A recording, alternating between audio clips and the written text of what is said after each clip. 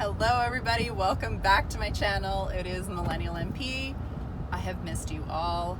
I am on my way to work right now. I'm super excited. Yes, I'm still doing the camera thing, I'm sorry.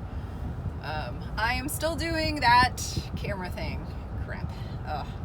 Alright, and I apologize, you might see some of my double chin action because I'm in the car, as you know. This is kind of becoming my new favorite film spot, I guess, because I get a lot of sunlight and I think it's a little interesting. You're always kind of seeing some stuff happening in the background a little bit. No Cody today, sorry guys. Like I said, I'm off to work. So let's talk about that for some of you guys who don't know. So if you haven't been following my journey, it's kind of a journey. It's kind of a educational channel in some aspects. Like if you're interested in being a nurse or a nurse practitioner or working in ER settings, acute care settings, PACU, which is post-operative surgical care, pre-op, which I do both. I do all of them. Intra-op sometimes for certain procedures. I do all those things. As well as now I'm a family nurse practitioner. So yeah, that's what I'm currently up to now. So if you didn't know, I also this past April went to New York City. I did the COVID-19 response. I thought that was something that needed to happen. That was like a calling. I'm actually, I don't know if many of you guys know that, but I did actually minor in microbiology, virology, epidemiology. I really, really, really liked that microbiology type area, and I loved pandemics and viruses. I know I'm a big fan of that stuff. It's weird. But, so when COVID-19 showed up, I was ready, guys. Like, I was ready. If you didn't see a video, I was telling you all about it. I was ready. I was like, this thing's airborne. I know it. And they still won't admit it, guys, but there's just no way around it. Like, we've ruled it out in all other ways. It just moves too fast. And, you know, anywho. That's other crap. Sorry. Important stuff. Working. So I was hired on by my preceptor. So I currently work out here in Washington State for now. I go and I see family practice patients, and I work in a clinic out here in Seattle. So not exactly Seattle, one of the cities, but you know, around there. I am a big fan of Nurse Blake. Yes, I am. If you didn't know that, I am. I think he's awesome, especially because he's done such a great job, I think, representing nurses. And so FYI, if I swear one day I hope to meet him, I think that would be like, I'm just gonna scream, you know, just so in case anybody knows him, let me know. Number two, let me talk about kind of what being a nurse practitioner has kind of been for me right now. And I apologize for any glares. Like I said, I'm moving around in the car and I'm gonna have to probably put my sunglasses on. So hello, sunglasses. So, what's it been like? Guys, it's been really interesting. So one of these days I'm going to do what is my day like, and I'll start filming kind of stuff in the office a little bit. My office is kind of old, not in a mean way. It's my boss has been updating it slowly. So we still have an office that was kind of done, like it was remodeled in the 70s, I think, 70s, 80s. Cause it's like got like a sherbet orange countertop. It's kind of painful to look at, but it's okay. It'll be gone one day. So what's it like? So I drive in. Currently I have a 3 to 8 schedule. I don't think it'll be permanent. It's just kind of, they were trying to fit me in somewhere and then kind of slowly ramp me up because I just catch on a little slower, and I admit that. Hey, I do. It takes me a little longer to study. So I start off, I've been testing COVID patients. So I receive a lot of patients coming in really wanting to know if they've had COVID. So we test, we swab, we do both the nasal swabs, nasopharyngeal swabs, by the way, which is not fun. And we do the serum antigen COVID testing as well. So we'll test for the antibodies, usually the first two, the IgM and IgG. If you guys don't know that, you guys need to know that for your tests. So make sure you're looking at those. As well as the IgA, which is further back. Otherwise, we're doing that. I'm seeing patients, so that's such a weird feeling, is to be able to see patients and start doing focused assessments, start doing full annual head-to-toe assessments, ordering labs like independently. Like, oh man, it's been such a wild, like, hold on, I get to make that call. Like, I know I need a CBC, but now I get to really say I know I need a CBC. It's very different than like being in the ER and saying I know I'm going to need a CBC, a BMP, a CMP. I'm going to need all of these things plus blood cultures plus and when you've been in the ER long enough, like I have, what the doctor's going to order. It's always the same thing over and over and over again, depending on what you see, and it. And after a while, once you know what it is, every now and then you'll run into a weird order, but once you know what it is, it's pretty straightforward.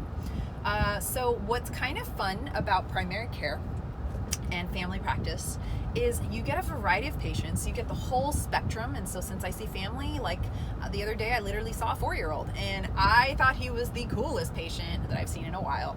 And luckily there was nothing really too crazy going on with him, but I mean, I don't blame mom. And in any way of how exuberant this child was, he was just amazing, wonderful, adorable, such a cool kid. And then I see my 85-year-olds and I look at them and I'm like, oh dang, you're a hot mess, oh dang.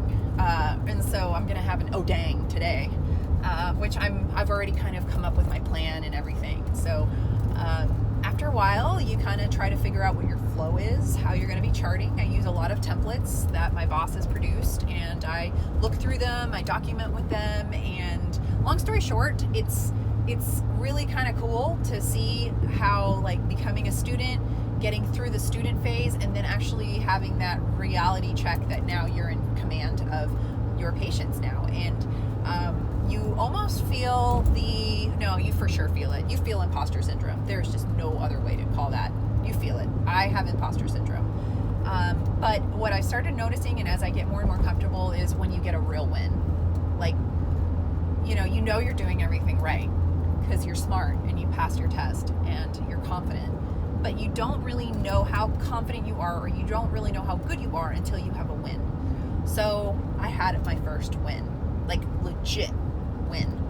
And I'll tell you a little bit about it, trying not to obviously break any HIPAA, but I had a patient who came in, and he was probably significantly old enough, I'd say in his late 60s. He's old enough that he needs, he should have been on some blood pressure medications by now, and he wasn't. And so when his blood pressure was taken at the clinic, it was just 190 over 100. And I'm sitting here and I'm like, hey, when was the last time you took your blood pressure pill? And he goes, oh, I don't take that. And I looked at him and I said, okay, so somebody diagnosed you with hypertension years ago, gave you something, and then you didn't even take it? So I said, okay, we're going to have to change the workup now. And so he came in for an eye injury. Turns out it was just a little scratch on his cornea.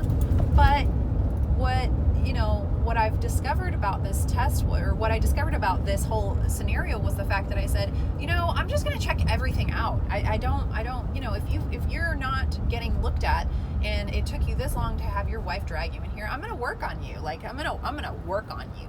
So I said, I literally had a coming to Jesus talk with him. I said, I really think there's something wrong with you, and not you as a person, but medical wise, you need to start looking at these things, and your blood pressure is one of them. And in fact, I'm suspecting if you've had untreated hypertension for this long, you probably have some corneal damage by now.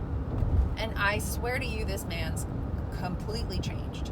And I looked inside of his veins, or the orbital veins in the back, and there was some definite structural changes back there, and I could just barely see it.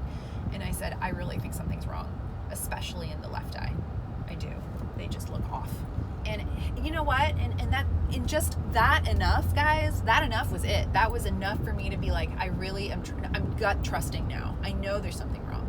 So I wrote my note. I did everything. I referred him immediately to ophthalmology. I told him, I said, you really need to get this looked at. Lo and behold, his wife comes in the next day and she goes, Vanessa, I'm so happy. I'm so happy that you saw my husband, and I'm so happy that you had to be as mean as you were with him. Because yes, I was pretty mean. I said I had a coming to Jesus talk with him, right?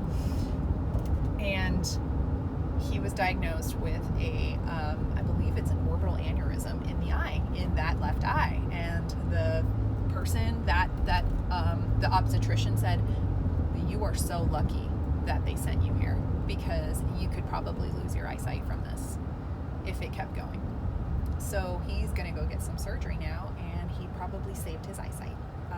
So that, guys, is a win, because you never want to miss anything on your face. Eyes, face, hands, anything. You don't want to miss stuff with that. Really, really good stuff. Really important. I was like ecstatic. I was like, I got that, you know. So wow, just that really kind of encourages me. It encourages everyone. I think it encourages a lot of people who are trying to get into this and learning how to do this, and it really boosts your confidence too. So make sure that you acknowledge your wins. Make sure that you're really loving that. Okay. So otherwise, I'm so glad to be back. I missed you guys. It'll be a lot of these, like I said, it'll be a lot of these car rides, I think. If you have questions for me, concerns, let me know. I'm going to make another video real quick about what's happening with my business. So a business update